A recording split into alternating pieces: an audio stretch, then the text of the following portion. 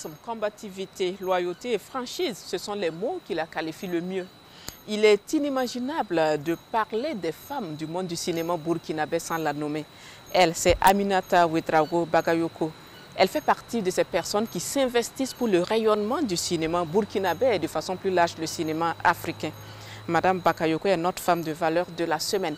Elle a occupé de hauts postes dans l'administration publique, une carrière bien remplie au service du peuple burkinabé, au service du cinéma, de la jeunesse, de la femme. Voilà, madame, monsieur, vous n'allez pas vous ennuyer dans les minutes qui vont suivre. Bonsoir, madame. Bonsoir, madame. Avant d'entrer dans le vif du sujet, allons suivre le portrait de notre invité du jour avec Sékou Zongo. Entre Aminata Bagayoko et le cinéma, c'est une histoire d'amour qui date des années 70. Alors étudiante à l'Institut africain des études cinématographiques INAFEC, elle est sollicitée en 1977 au Festival panafricain du cinéma et de la télévision de Ouagadougou FESPACO. Depuis lors, Aminata n'a plus réussi à se séparer du FESPACO. Sa formation à l'INAFEC terminée, Aminata prend la direction de Paris pour encore étudier le journalisme et le cinéma. Elle intègre à son retour la Volta Vision, actuelle télévision nationale du Burkina. Compétente et télégénique, elle se retrouve très vite devant l'écran pour présenter le journal télévisé. Nous sommes en 1982. Mais l'appel du cinéma est encore plus fort. Aminata Ouedraogo née Bagayoko se retrouve au Centre national du cinéma africain. Une carrière cinématographique commence alors pour notre héroïne de la semaine.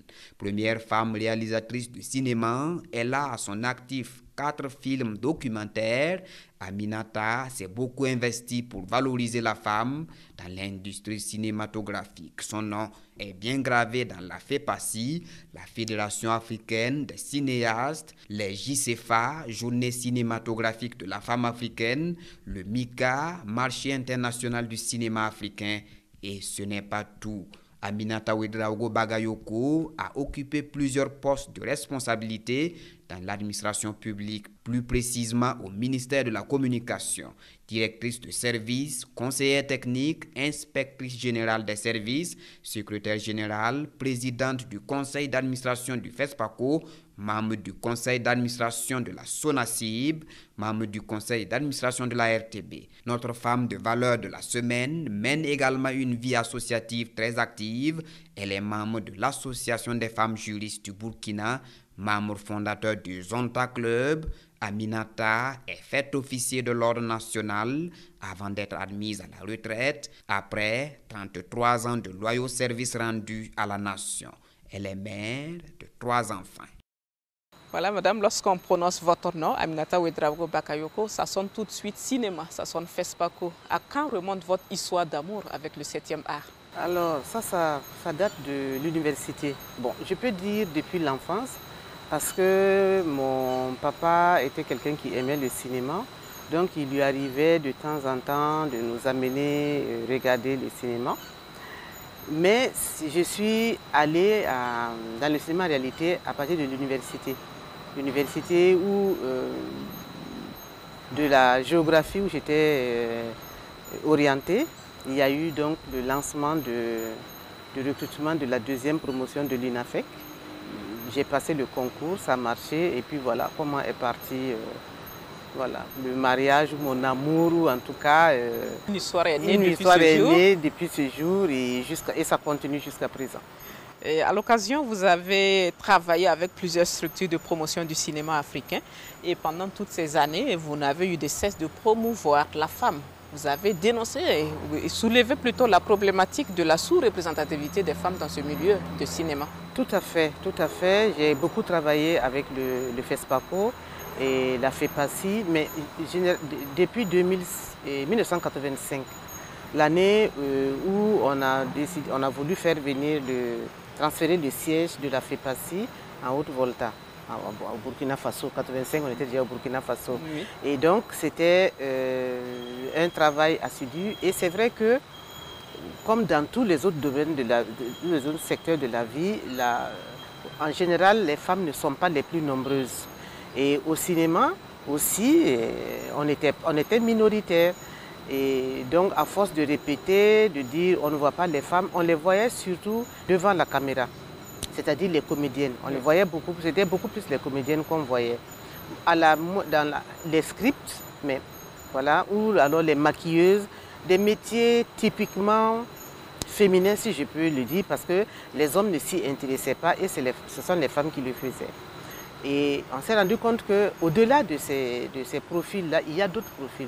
Il y a les réalisatrices, il y a les monteuses, ensuite c'est venu les caméra-women, les productrices, les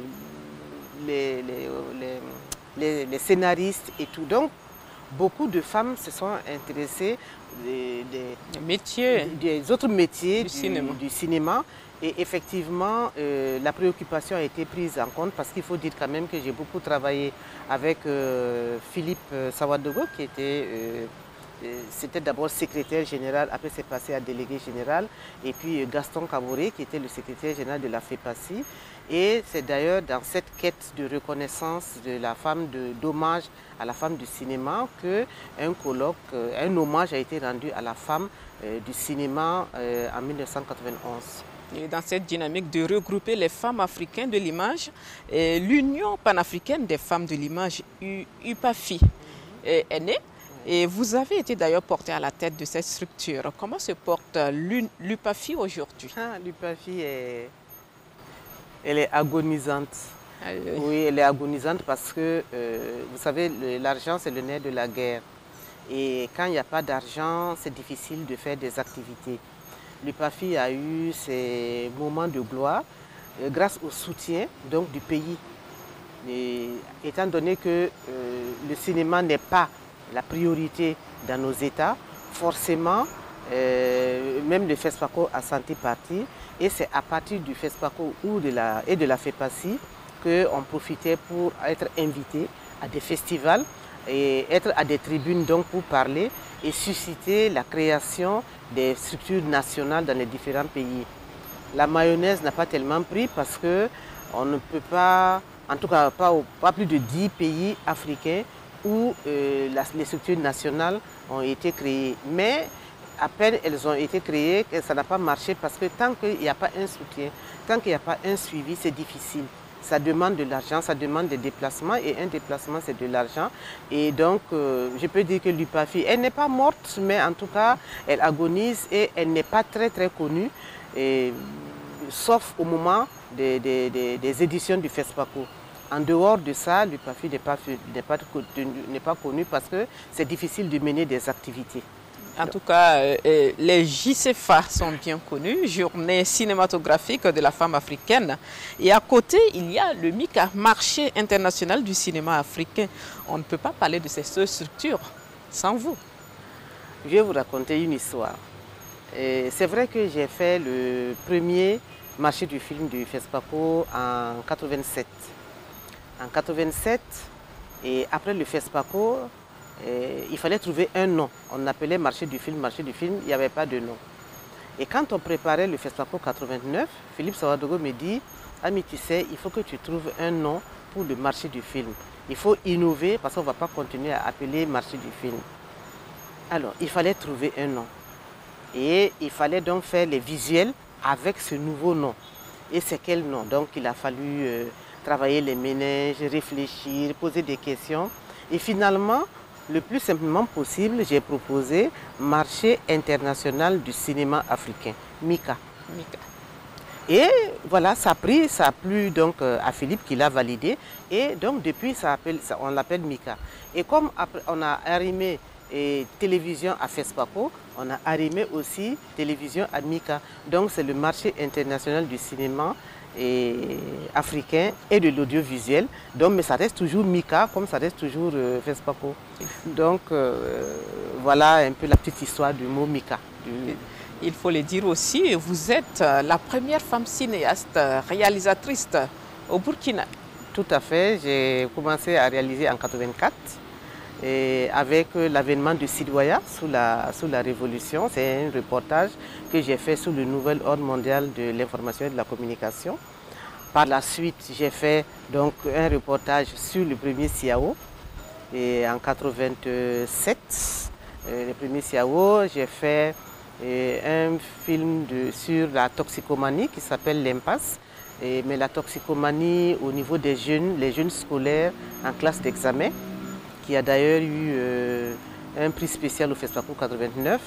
Et puis un dernier sur l'alcoolisme en général, mais l'alcoolisme au niveau des femmes, au regard de ce que cela implique comme dégâts et comme catastrophe, la mère étant le vecteur de l'éducation et de l'exemple à donner. Si soi-même on est alcoolique, comment est-ce qu'on peut éduquer un enfant si tant est qu'on dit aux jeunes de ne pas boire et que l'alcool n'est pas bon pour la santé. Donc voilà les 4 films que j'ai eu à faire. Et l'histoire sur les femmes alcooliques, c'était en 1900 En 92. En 92. Ouais. Est-ce qu'il faut comprendre par là que depuis cette époque, le taux des femmes alcooliques était élevé? Surtout au Ghana. On l'a fait au Ghana parce qu'ici, on ne rencontrait pas les femmes alcooliques comme ça. Il y en a, on ne dit pas que ça n'existe pas, mais on ne les voyait pas comme on voit au Ghana. Parce que là-bas, les femmes, c'était même pas le dolo, la bière, c'est l'alcool fort qu'on appelle kimapous. Et c'est vraiment ça. Et le matin, quand elles prennent ça, elles deviennent autre chose. C'est comme si c'était de la drogue. Donc la force est quintuplée. Donc franchement, elles y vont. Mais aussi, on a été filmé dans un hôpital où tu vois les femmes, ce sont des loques humaines, quoi. Et cela a été dit plus haut, vous faites partie de ceux-là qui s'investissent ou bien qui se sont investis pour le rayonnement du cinéma, le FESPACO en particulier. Tout à fait. Et vous pensez que le FESPACO contribue énormément à valoriser le Burkina au-delà de ses frontières? Oui. Il y a des gens, lorsque tu dis que tu viens du Burkina Faso, ils cherchent, ils ne voient pas. Quand tu dis FESPACO, tout de suite, ils savent ce que c'est. C'est vrai que le FESPACO a dépassé quand même les frontières. Mais je dis souvent que si le FESPACO a eu cette carrière-là et puis cette reconnaissance internationale, c'est dû au travail aussi des autorités. Il a fallu une prise de conscience des autorités, un engagement pour soutenir ce 7e art-là, pour que les productions se fassent, pour que les cinémas puissent être vus et puisque nos écrans puissent être décolonisés, parce que c'était un peu dans ce sens que le président Lamizana, dans le sens de la décolonisation de nos écrans, a pris la chose en main. Et c'est pour ça que vous avez eu ici ce qu'on appelle le CIDC Cyprofilm. C'était 2 structures de production de cinéma avant même la naissance de l'INAFEC. Donc il y a eu le CIDC Cyprofilm, il y a eu l'INAFEC qui a formé pas mal de cinéastes, il y a eu le FESPACO qui a pris le relais, il y a eu la RTB qui projette les films des cinéastes sur les écrans. Donc ça permet aux populations de voir leur réalité au lieu d'avaler tout ce qui vient de dehors, qui ne correspond à rien ou qui ne nous apprend rien, qui nous aliène au contraire. Alors, Aminata Ouedraogo Bagayoko, première réalisatrice cinéma au Burkina, vous êtes aussi l'une des premières présentatrices du journal télévisé de notre pays.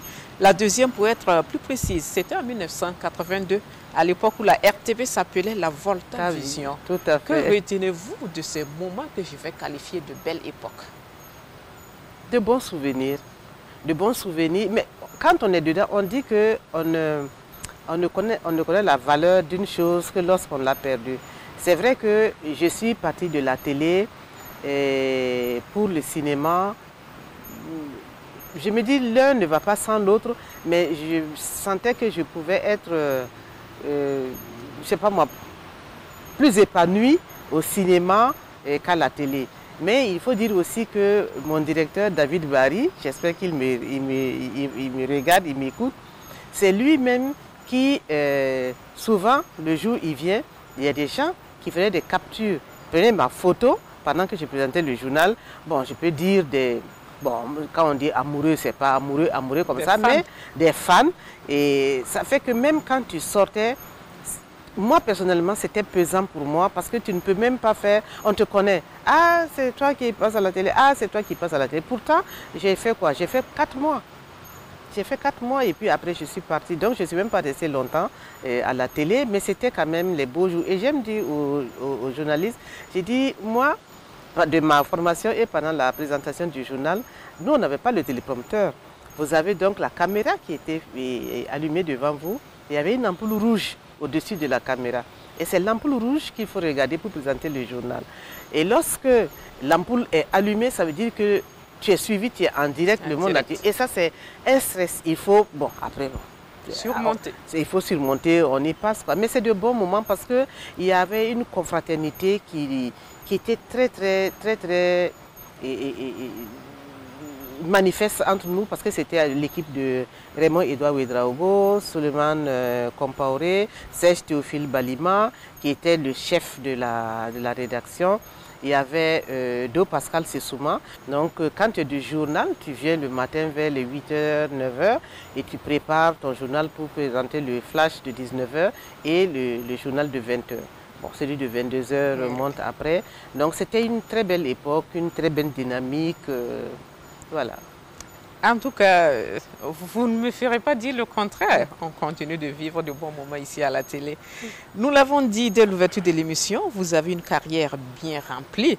Vous avez occupé de hauts postes dans l'administration publique. Alors, dites-nous en plus. Pour être sincère avec vous, le poste que moi je conseillerais à tout agent de la fonction publique, c'est le poste d'inspecteur général de service. Moi, je l'ai été. Et il faut dire que c'est à ce poste-là que je me suis documenté, que j'ai lu les textes d'organisation de la fonction publique, que j'ai compris qu'effectivement, la fonction publique, elle est organisée. Ce que nous faisons, on ne respecte pas la déontologie administrative. Chacun fait, nous avons des habitudes qui ne sont pas de bonnes habitudes. On est tellement dedans que lorsqu'on veut nous rappeler à l'ordre, on n'est pas d'accord. Et c'est un poste qui est très formateur. Le poste qui est difficile pour une femme, c'est le poste de secrétaire général. Pas qu'elle ne puisse pas le faire, mais ce sont les pesanteurs sociales qui font que vous n'avez pas beaucoup de secrétaires généraux dans les ministères. Mais si ce sont des femmes qui ont fini leur maternité, elles peuvent le faire parce que là, elles sont beaucoup plus disponibles. Parce que la secrétaire générale, c'est la première arrivée et la dernière partie. Et il faut allier ce travail professionnel à la vie de famille, à la vie de femme, tout simplement. Et c'est vrai que c'est très prenant. Maintenant, il faut qu'on revoie ce qui peut améliorer le fait de maintenir les femmes à ces postes de travail-là et à des hauts postes de travail sans qu'elles ne soient victimes de ces pesanteurs ou alors de ces violences, parce que généralement, quand tu n'as pas un conjoint qui te comprend, un conjoint qui t'accompagne, un conjoint qui te culpabilise, un conjoint qui dramatise ton absence à la maison, un conjoint qui ne valorise pas le travail que tu fais, même tes enfants ne te comprendront pas. Donc il faut aussi faire de telle sorte que cette éducation sociale-là soit donnée et aux garçons et aux filles. Et pour permettre à la fille qui veut faire ce travail-là d'être à l'aise et de le faire. Et que l'homme ne pense pas que le fait qu'elle ne soit pas là, elle manque à un devoir. Parce que quand même, il y a la nation qui l'appelle. Et toute personne doit répondre à l'appel de la nation. Ok, vous êtes très actif dans la société civile. Vous êtes membre de l'Association des femmes juristes du Burkina et membre fondateur du Zonta Club au Burkina, pour ne citer que cela. Jusque-là, quand on parle de vous, on parle de la femme et de son mieux-être. Pourquoi? Ben ça, je ne sais pas pourquoi on dit ça, mais moi, quand je fais quelque chose, je m'investis. C'est-à-dire, je me donne à fond. Je suis un peu extrémiste et j'aime le travail bien fait. Le travail bien fait, le travail propre, et j'aime m'assumer. Donc, ça fait que je ne m'investis pas à moitié. C'est peut-être ça qui fait qu'on le dit, ou je fais ou je ne fais pas. Mais quand je dis que je fais, franchement, je vais à fond. Est-ce ce qui explique votre reconversion après votre retraite en 2014? Donc, vous êtes conseillère conjugale. Ça remonte de longtemps. Je fais un peu appel à ma mémoire. Parce que dans les années 74, lorsque je peux dire l'Occident est venu nous parler de l'émancipation de la femme, la participation de la femme au développement, dénoncer donc le mariage forcé, en nous disant qu'une fille doit choisir son conjoint. Tant que tu n'as pas choisi ton conjoint, c'est que c'est un mariage forcé.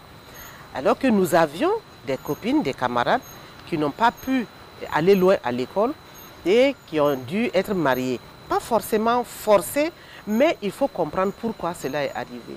Je dis toujours aux enfants que l'école a changé. À notre temps, tu pars à l'école, on te donne les fournitures, on te donne le sac d'écolier, on te donne du lait, on te donne du couscous. Donc, il n'y a pas de raison que tu n'étudies pas, que tu ne travailles pas. Si tu n'étudies pas, on te donne une chance de te rappeler, on te fait de doubler la classe. Et si après ça, tu ne travailles pas, on te remet à tes parents. Alors, une fille, elle grandit, elle va en croissance. Et tout le monde sait ce que ça veut dire. Je fais la comparaison toujours avec l'histoire de Yenenga, qui, arrivée en âge de mariage, a pris sa destinée en main, elle a pris son cheval, elle est partie et puis voilà ce que ça donnait. Mais ce n'est pas tout le monde qui sait faire ça. Mais il faut comprendre que lorsqu'une fille avance 12 ans, 13 ans, 14 ans, forcément, il y a des besoins qui naissent en elle, il y a les garçons qui l'orent. Et l'éducation, à notre temps, c'était le comportement d'une fille, c'est l'image de ses parents. Donc, il était même très mal vu qu'une fille ne soit pas mariée vierge. Ça, c'était même un sacrilège. À plus forte raison, amener une grossesse à la maison. Et comme à l'époque, on se dit toujours que c'est la femme qui parle à la fille, malheureusement, les mamans sont les premières victimes de cette accusation.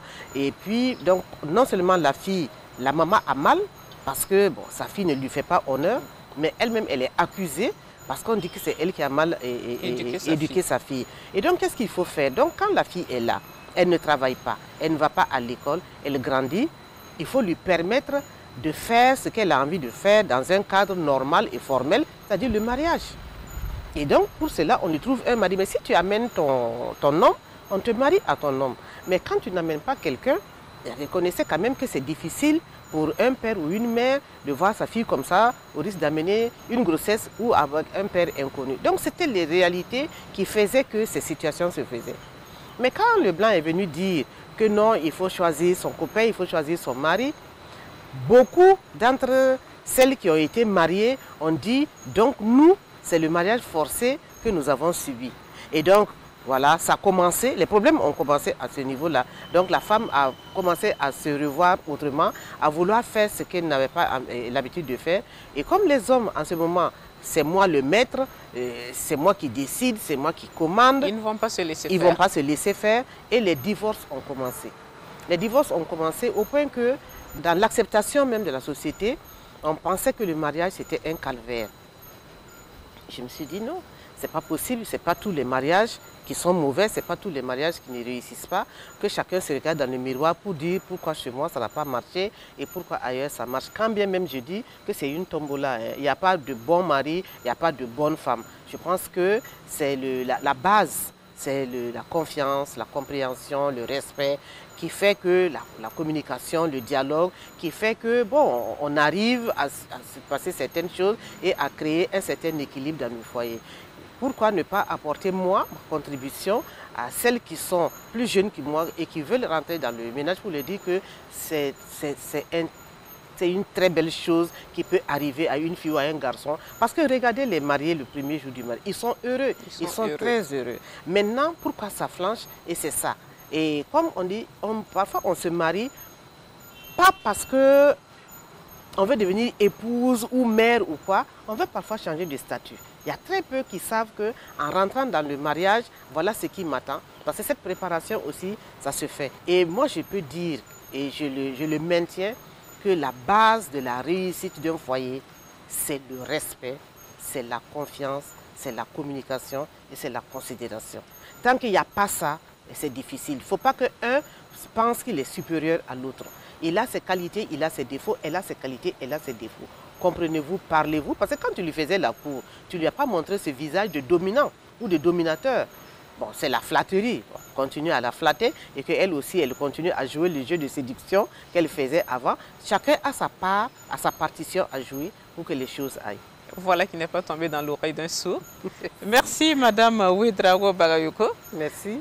Pour ces moments magiques passés en votre compagnie. Merci de m'avoir invité. Merci d'avoir partagé le peu que je sais avec tout le monde. Et j'espère que ça pourra servir.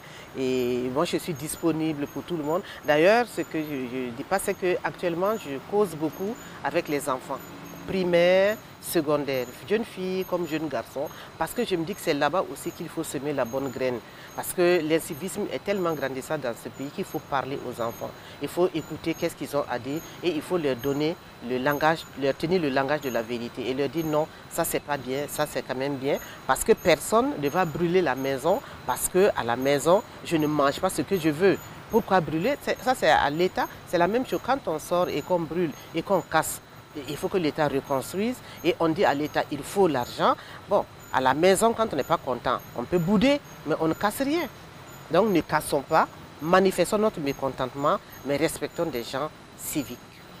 Respectons les gens, soyons toujours polis, soyons civiques, acceptons les conseils donnés par Madame Ouedraogo Bakayoko. Voilà, chers téléspectateurs de la RTB, je serai ravie de vous retrouver la semaine prochaine avec une autre femme de valeur sur les antennes de la RTB.